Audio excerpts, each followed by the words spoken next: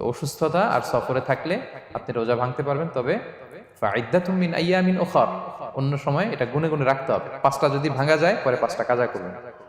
এই পয়েন্টটা কি সবার কাছে ক্লিয়ার? সফরে যে রাসূল সাল্লাল্লাহু আলাইহি ওয়াসাল্লাম রমাদানে রোজা ভেঙেছে, এটার একটা দলিল বলি।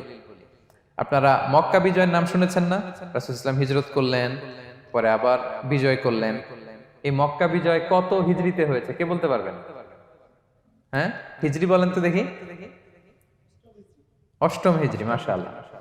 অষ্টম হিজরিতে রাসূল সাল্লাল্লাহু আলাইহি ওয়াসাল্লাম যখন মক্কা বিজয় করতে যান, এটা কোন মাস ছিল জানেন?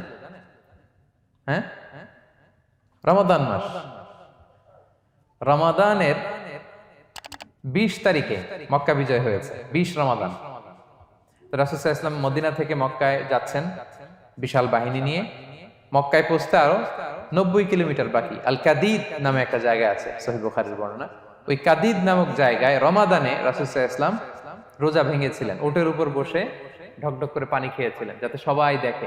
কারণ সবাই ভাববে রমাদানের রোজা রাখবো কি রাখবো না, সবাই আলাদা করে বলতে অনেক সময় লাগবে। রাসূল সাল্লাল্লাহু আলাইহি ওয়াসাল্লাম একটা উঁচু জায়গায় সবাইকে দেখে ওটের উপর পানি খেয়ে ফেললেন। ফলে রাসূলের দেখা দেখি সব সাহাবারা পানি খেয়ে রোজা ভেঙে ফেললো। এটা কোন মাস ছিল? সবাই বলতে হবে কোন মাস? রমাদান। রাসূল সাল্লাল্লাহু আলাইহি ওয়াসাল্লাম সফরে ছিলেন, ফলে তিনি রোজা ভেঙেছেন। দলিল পাইছেন?